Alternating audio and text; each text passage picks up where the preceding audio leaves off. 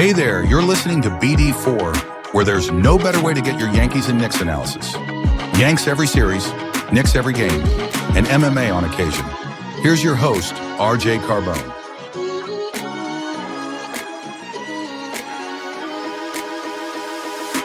And a high drive into left center field. Stanley's going to watch another one fly. Are you kidding me? DiVincenzo a three. Bang! Bang! Knicks take a 1-point time to lead. apologize to absolutely nobody. At the wall. See ya! See ya! See ya! Mr. Nova! Anthony for three. Bang! That one goes down and the game is tied. Rose, you shook up the world again. I did it again. My God did it, man. I really just had Gonna have to. Bronson running away. Oh my! He has been the best player to put on that uniform. Ball game over. Yankees win. The Yankees win.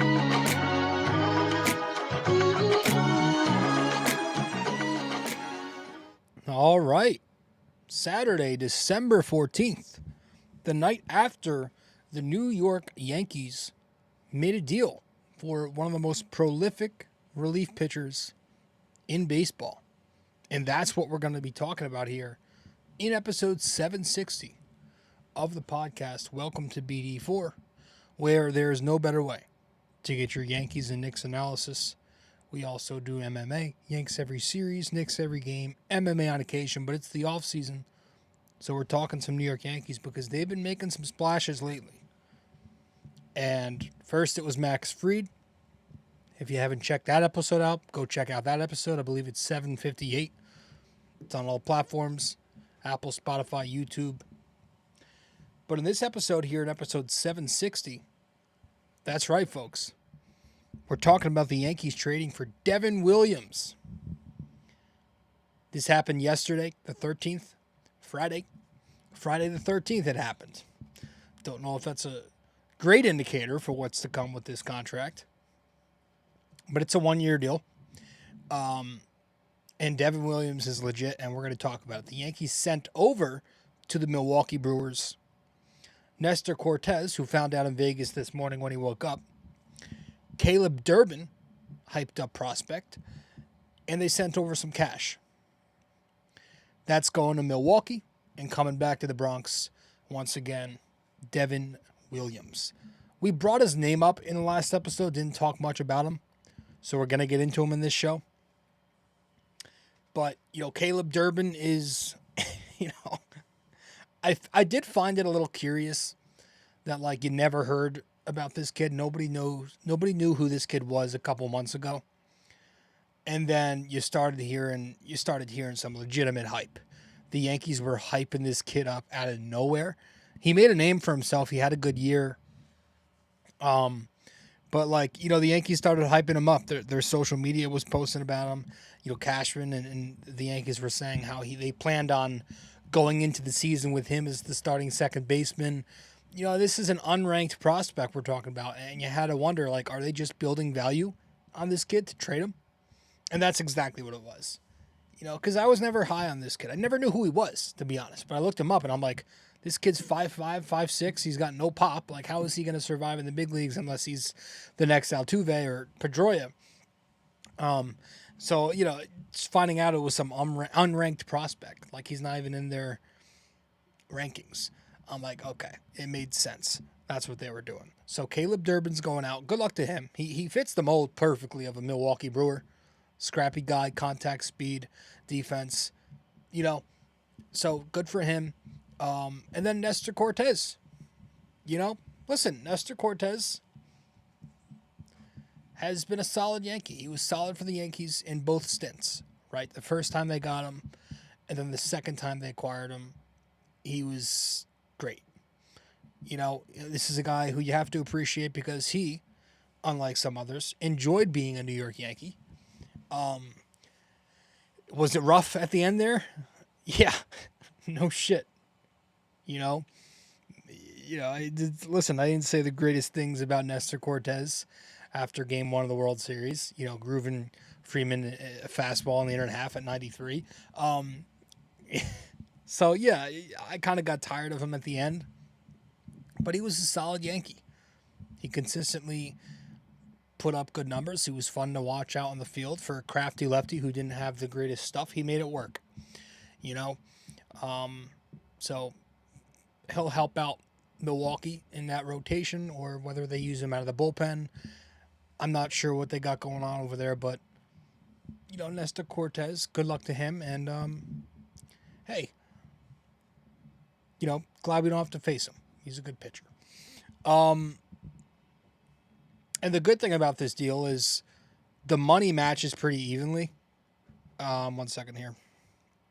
The Yankees paid Nestor about $8 million, or they were paying him $8 million next year. And Devin Williams makes about the same. So I think the Yankees might throw a little bit more money in the pot, but for the most part, you're not taking on bigger salary.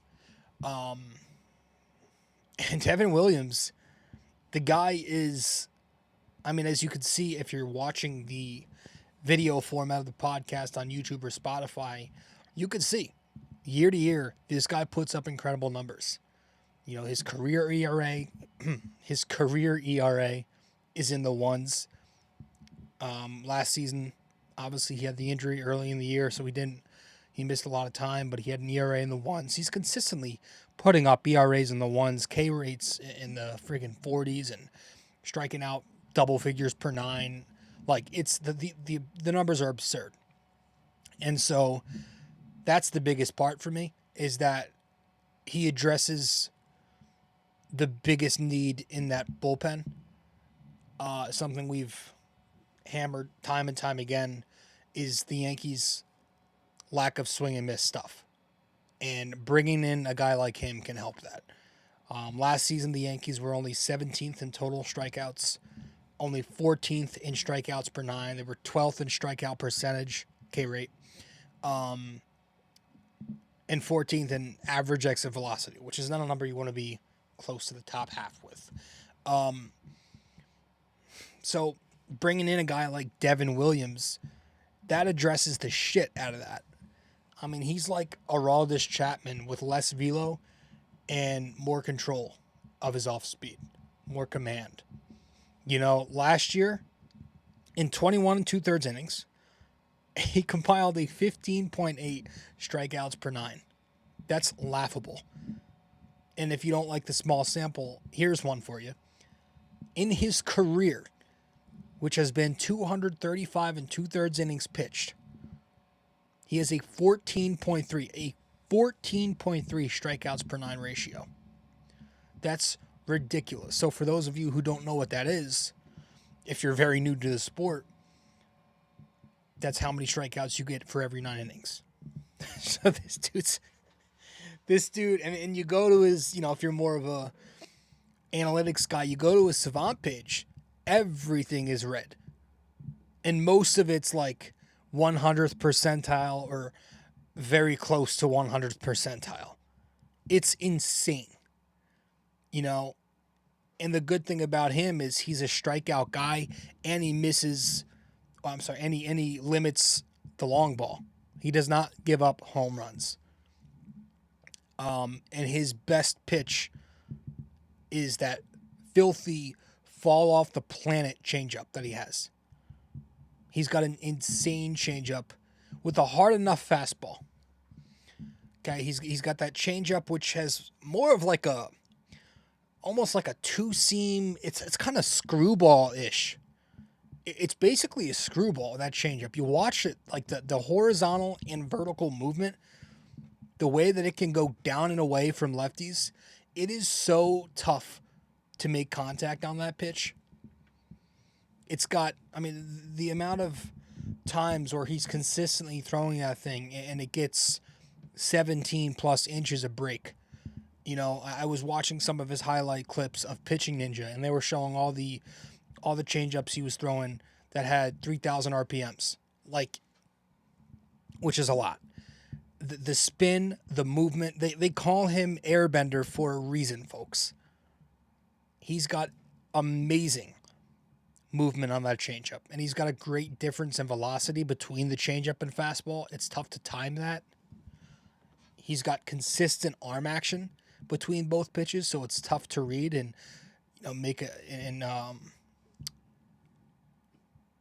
tell which is which coming out of the of his release. Got great location, great placement with the changeup. Gets excellent extension on his release, which creates a very deceptive path to the plate.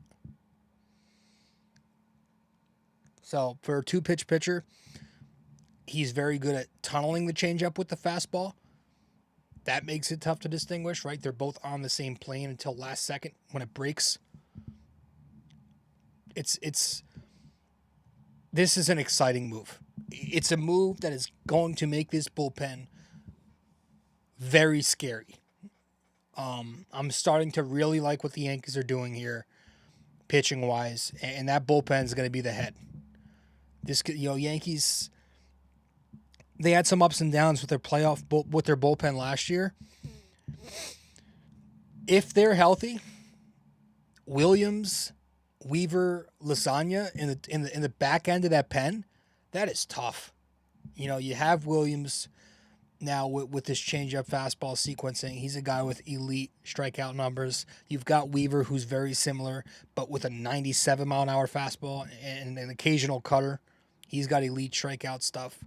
You got Johnny Lasagna, who's dotting 99-mile-an-hour two-seamers. He gets a ton of ground balls. His strikeout numbers are decent. So you got 3 guys there in the back end who can just get you out and consistently fool you at the plate. That is a tough formula to hit in the postseason. So I'm very curious as to see what their roles are, what lanes they go in. Is Williams going to remain closer? Weaver going to go back to that multiple innings role that he was in before Clay Holmes blew up? Is Lasagna going to get that late 6th inning, 7th inning lane? Is Weaver going to close? Is Williams going to set up? Lasagna, I would like to... Listen, Lasagna being back is good. He's got to stay healthy. If you can keep this guy healthy, and I think a way to do that would be to stop trying to force him to be the multiple innings guy, because that's what they were doing. Limit him to 3 batters, right? Keep him on that 3-batter limit. Give us a few guys and then move on to the next. I think that's the only way you can keep him healthy. But, if they go with Williams as closer, I think I'm fine with that. There are some things that are in the back of my mind that I may not love. Like he has a high walk rate. This is a guy who can lose control of the zone from here to here. From what's the term? From here to here? I don't think that's it. He's a guy who can, from time to time, he can lose control of the zone. And obviously people were talking about his playoff meltdowns. Last year was absolutely brutal. I don't care.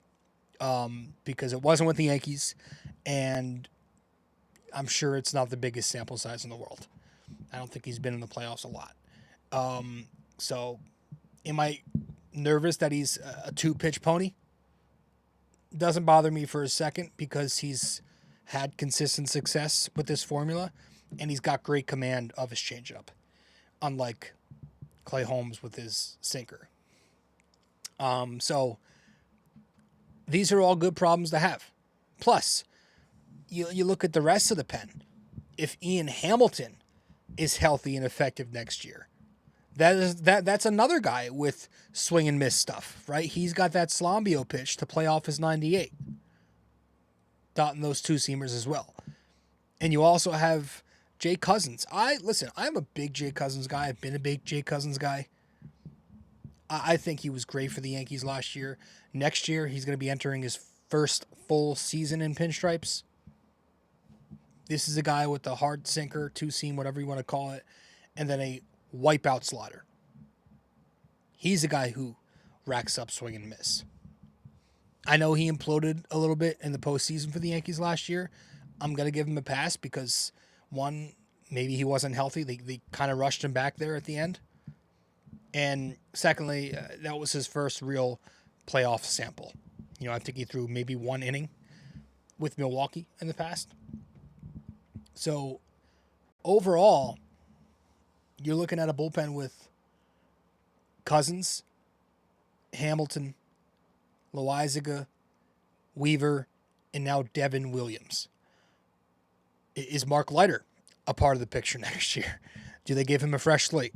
He was solid in the postseason, surprisingly. And, they like his swing and miss stuff. The splitter, the curveball drops a lot. We'll see what with Leiter, but that's a good core of relievers right there, especially in the back end. I would like one more lefty. It's a very right-handed heavy pen. So do you re-sign old Tim Hill, to give you a different look there, right? Going from power to finesse, different arm angle, another guy who gets ground balls. Do you bring Tim Hill back on a deal worth a couple million at best, or do you keep going to the bullpen, and do you stack up on heavy arms and you try and get Tanner Scott? If we're talking about strikeout stuff, firepower, this is a guy who throws extremely hard. His velocity is 97, 98 consistently. He's got filthy breaking pitches. I personally don't mind paying relief pitchers. I know a lot of people are worried about that. I'm not one of them because I believe relievers in today's era are more valuable than starters. That's just the way the game is trending. So I don't mind paying Tanner Scott $15, $20 million a year, whatever he's going to command.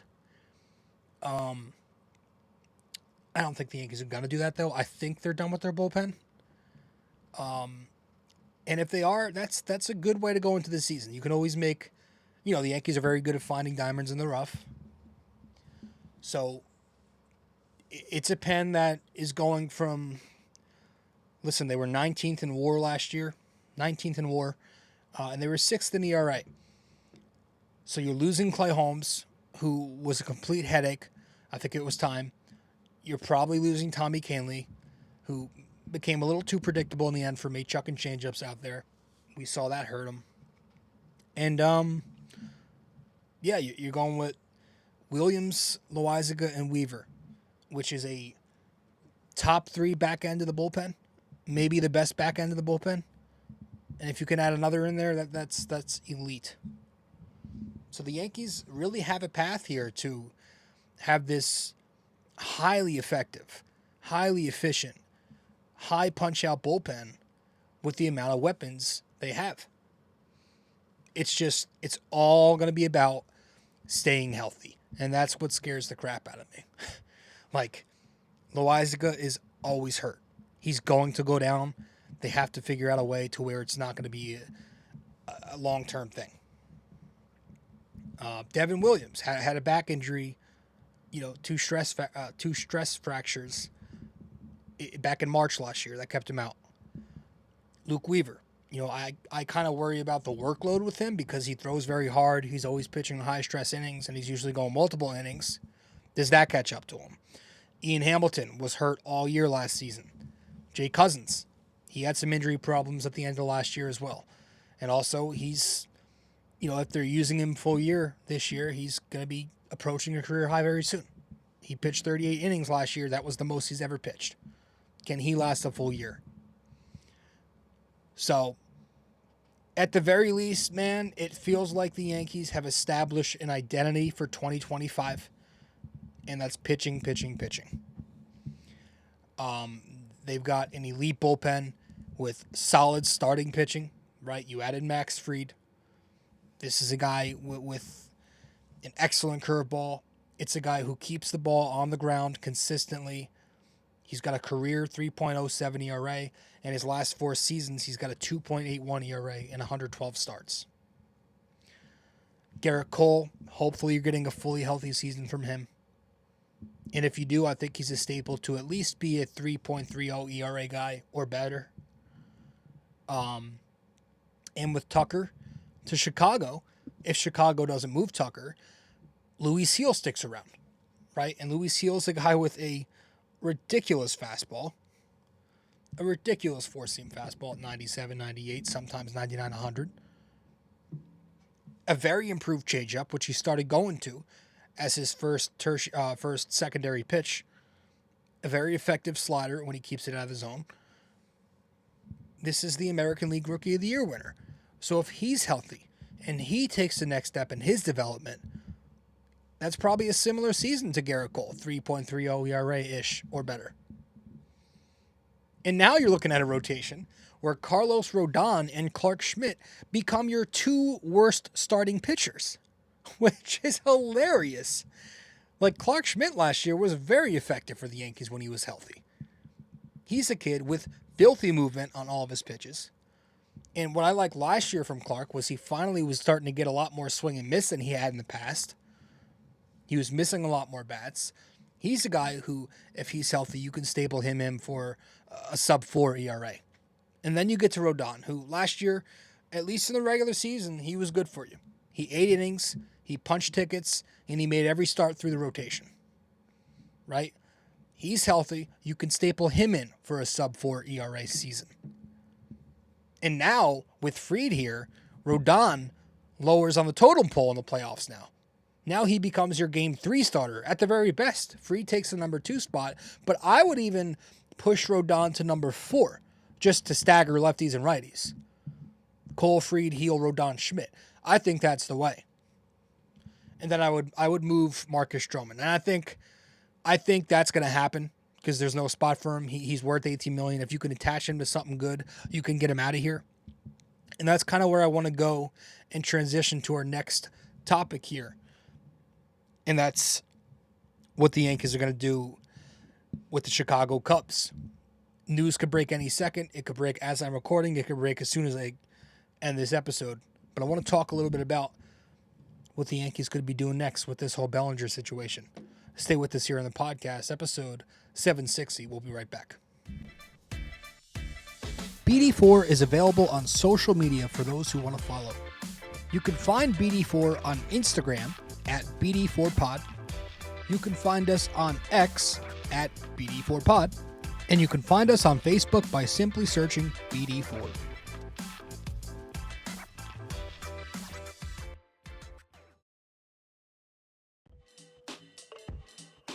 Hey guys, just a quick reminder, this podcast is also available in video format on YouTube. So be sure to go over to the YouTube channel, BD4, subscribe, like the videos, comment, and tell me how much I suck or maybe how much you like the video. We'd very much appreciate it.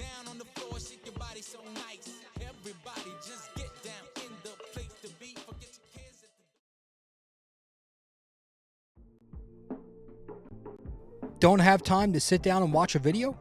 You can listen to BD4 on Apple Podcasts and Spotify. Don't forget to give us a 5-star rating and review on Apple Podcasts. And you can also watch the video format on Spotify too.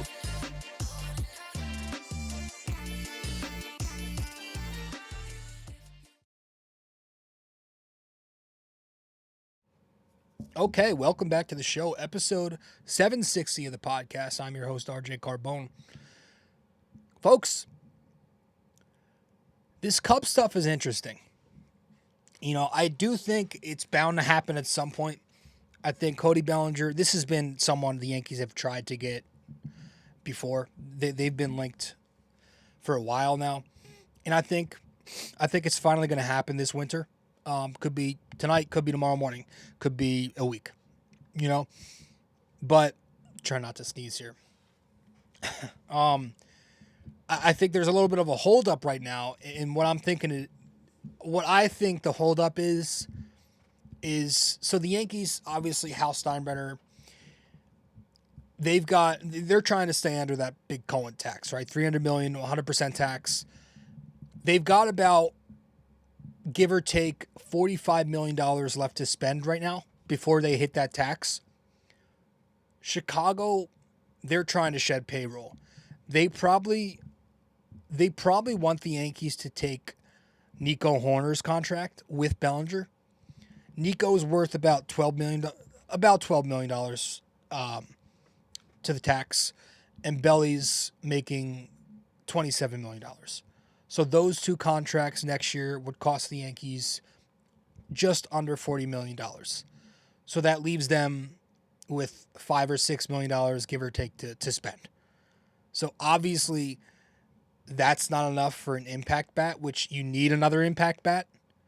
So I think what's going on right now is the Yankees are saying to Chicago, we need you to eat some of Bellinger's money. And if you're not going to do that, then at least take some of Stroman's $18 million. And Chicago's probably answering back, well, we're willing to, but only if you sweeten the pot. And I think that's where we are right now. The Yankees are trying to figure out how they can sweeten the pot. Is it a couple of top 10 prospects? Is it someone as big as Spencer Jones? Is it Luis Seal? Is it Clark Schmidt?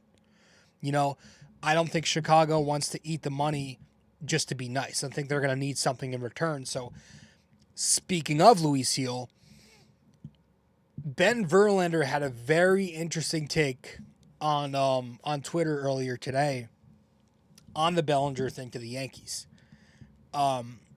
saying that, like, you know, Houston was saying to the Yankees, you're not going to get Tucker from us unless it's some mega haul.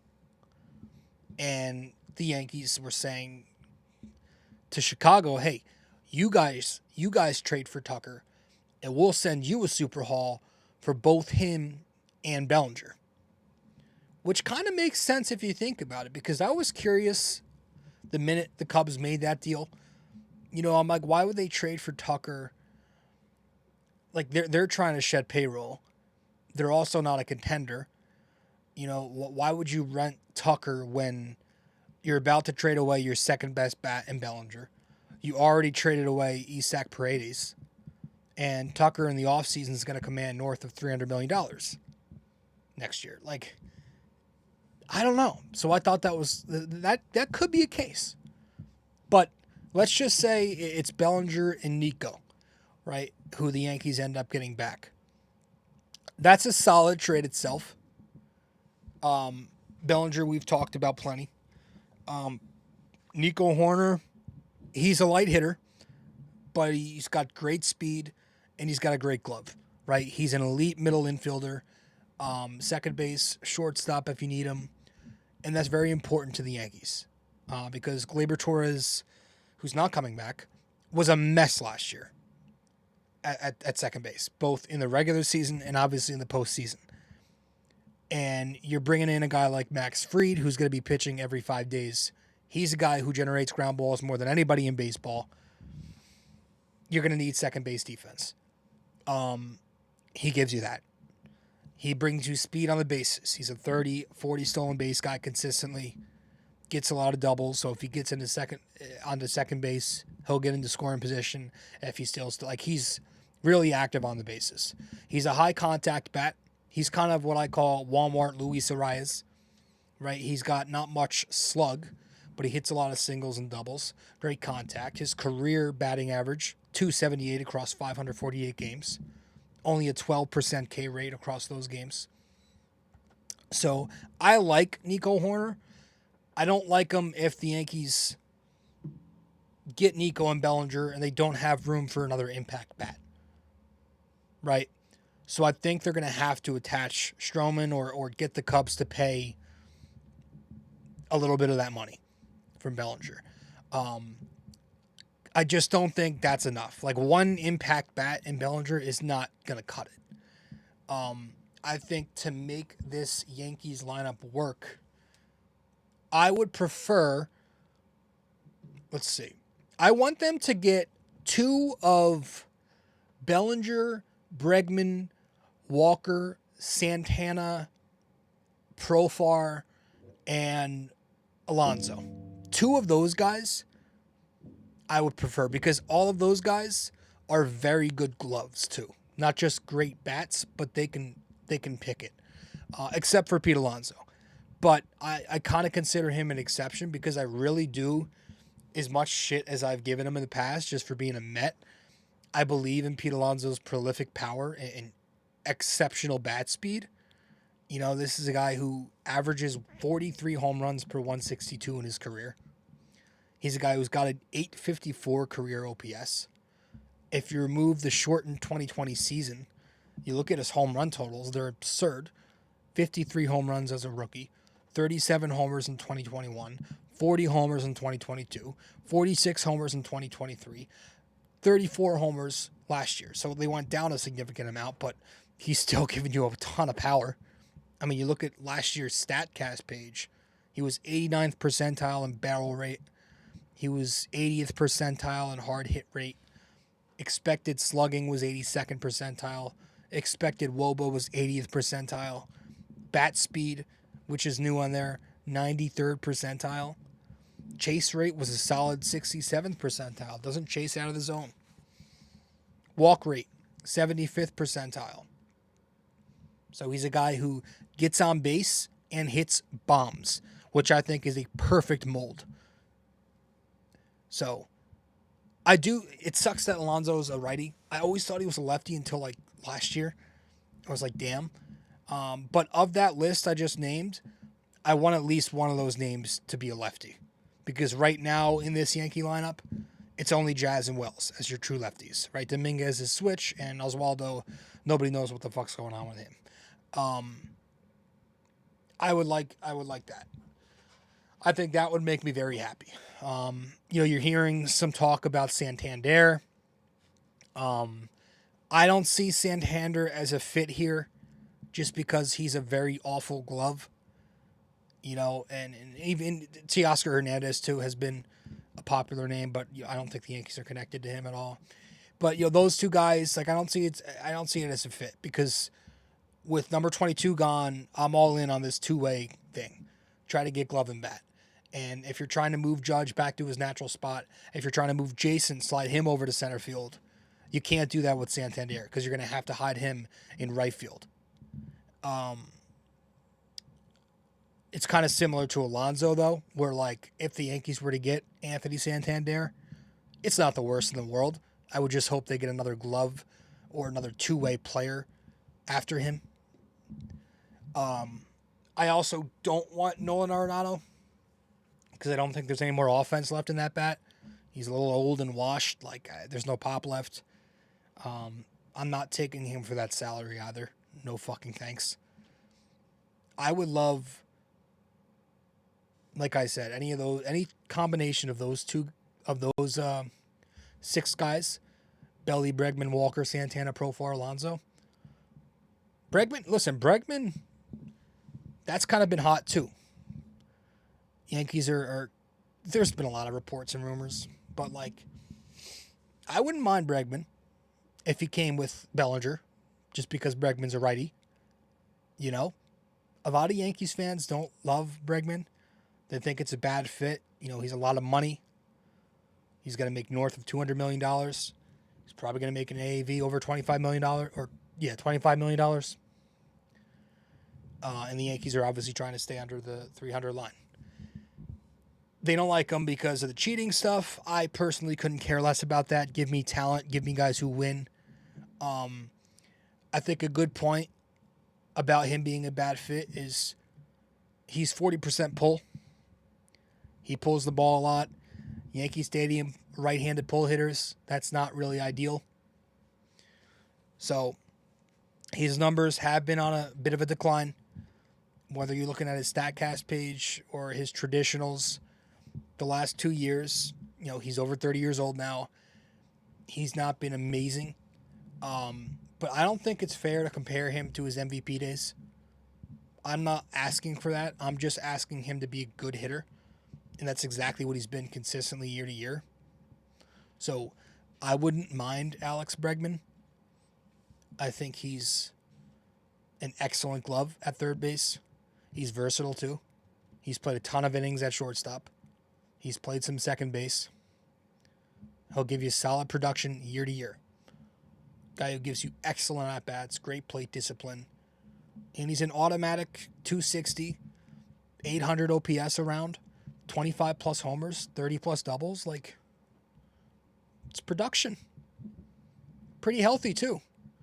He's pretty healthy. He had a couple of hiccups, 2020, 2021. Outside that, every other year of his career, he's playing 145 to 162. He's got playoff experience and playoff success, obviously. We know that. And I kind of like that whole discomfort thing. I'd welcome it. I really would. I'd welcome it. Anyways, you do all of that, and you get a couple impact bats. You grab a lefty. You got some guys who can play some defense. You got yourself a team. You got yourself a lineup on top of a pitching staff. You know, you got balance in the lineup again. You got your righties in Judge, Stanton, Volpe, and then maybe one of your new bats is a righty. You go to your lefty. Again, maybe one of your new bats is a lefty. You got Wells, Jazz, Cabrera, maybe, then you got your switch hitting bat in Dominguez. You got a decent amount of depth there, right? I think it's enough offensive production to where it could still be a top 7 offense if you go and get 2 impact bats. You got your best bat, who's going to be Aaron Judge. That's like your 1,000 OPS guy, right? And then I think you're guaranteed to get quality production from Chisholm, quality production if he's healthy from Stanton at the plate. And then, again, the 2 new bats you're getting, I feel safe to get quality production from them. So I think your question marks in the lineup are the 2 kids. Or the 2 kids. There's a couple kids, right? Anthony Volpe. Is he finally going to take the next step? Jason Dominguez. Is he the real deal?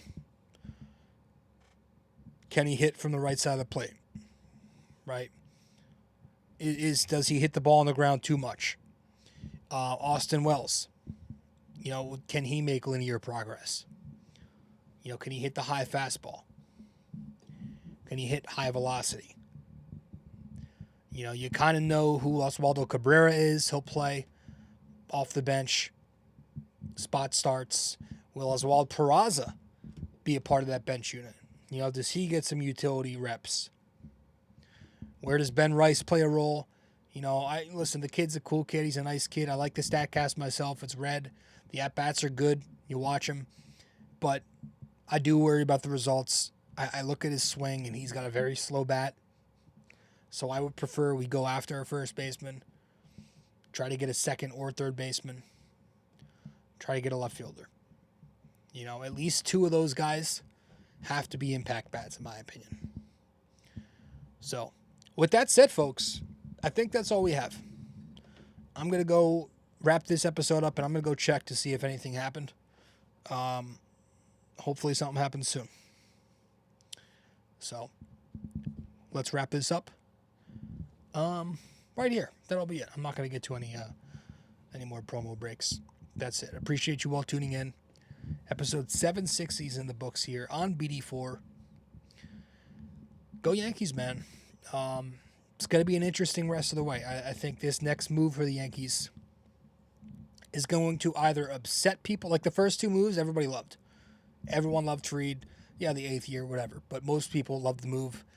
Devin Williams, I think 100% of Yankees fans were behind that. This next move might be a little more two-sided. So, I'm curious.